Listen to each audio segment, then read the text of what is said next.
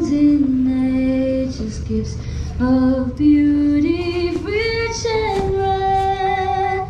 In history's page, let every stage advance. Australia fair, in joyful strains, then let us sing. Australia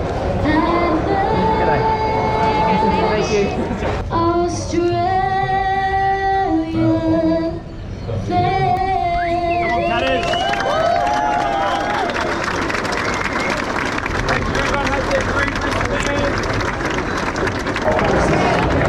9, 8, 7, 6, 5, 4, 3, 2, 1. To run the marathon well, they say the most important run is the weekly long run, but I didn't follow that advice. So let's go back to the start of July and look at any runs at 25k or above. And that's only 7 runs, with the longest being at 28 kilometres. Definitely not the recommended marathon build-up. Any expectations I had for this race went out the window a long time ago. COVID killed the preparation, and to be honest, my enthusiasm for doing any training that was really geared at the one goal, because that could just be taken away straight at any point. But leading in, I had an attempt at a race-specific long run. That fell apart. Only 18 kilometres into a 31k run. This was meant to be race simulation. Marked the distances in my watch for where the drink stops would be, carrying water, got the gels that I would have, and that walking break didn't help. Really cooked on my legs. But I had my entry, and I've been waiting to do a real race for a long time. The lockdowns killed any plans that I had for a PB at this race, but I had some new goals. Make the most of my current fitness, finish strong, and enjoy it. After the first crush of people, things started spreading out a little bit. We had more room. I got myself into a nice rhythm. I was feeling pretty good. Had a couple of little checks on heart rate, making sure nothing was going through the roof, and it all seemed to be on track. I just went with the ebb and flow of the race, not even worrying too much about pace itself. That was just going to be a byproduct of keeping it relaxed, keeping it steady.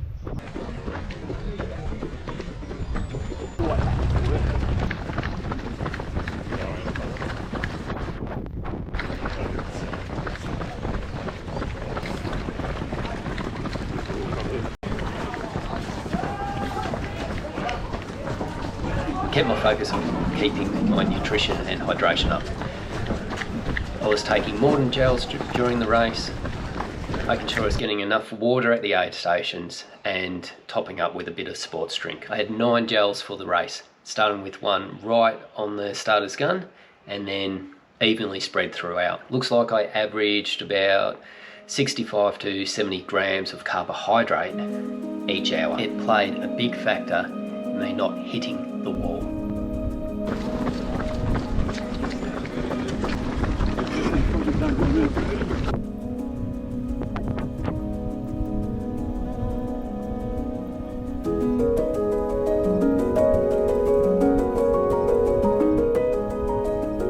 Heart rate and pace, fairly even over the first section. A couple of spikes in the heart rate and they're just anomalies, so it's probably some interference. 2 drops in pace. They were both toilet stops. Very even heart rate for the first 21k's. Pace started decreasing a bit. Heart rate started either staying the same or going up. The Melbourne Marathon is a fairly flat course. First half, more downhill than uphill. Second half's a few more rises. Now, none of the hills are big. We've been used to a flat course in a marathon. It actually sucks a lot of speed out of you. It was from about 26 kilometres that I started hurting. The legs really started. There was nothing really stuffing up my stride. I wasn't cramping. I wasn't having any real issues. It just hurt a lot. Probably the only real struggle point in this race was around 34 kilometres. That's when the body was starting to protest. It was going, no, not doing this anymore. They really didn't like that small uphill section at all. They're just going, nah, it's okay to walk. By the top of the hill, I started feeling okay, a bit better. Not great, but better than a walk. had been for that moment. So it was only a short-lived section where I had some real genuine doubts on would I be able to keep running. For some reason I had stuck in my head that from 5k out I was going to pick it up. So at around the 37 kilometre mark, that's what I did. You'll see exactly that in the heart rate profile. End time, 3:38.16, second slowest marathon I've done in my life, but right up there with me being the happiest about it. I really enjoyed this race. I was able to make the most of my fitness and I did finish strong. So I hit my goals. So what did I get right? I made sure I kept my carbohydrate intake up. I got the pacing right, and there's something about finishing at the MCG at the Melbourne Marathon. It's a great feeling. Check it out.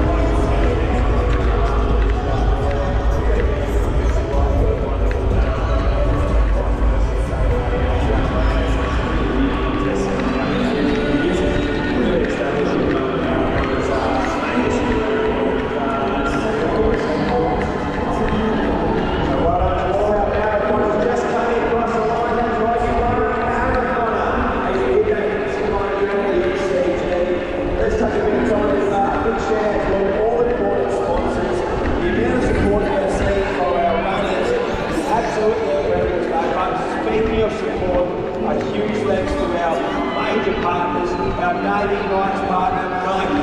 It's great to have the team on board. Ash took the presentation. It's been absolutely sensational.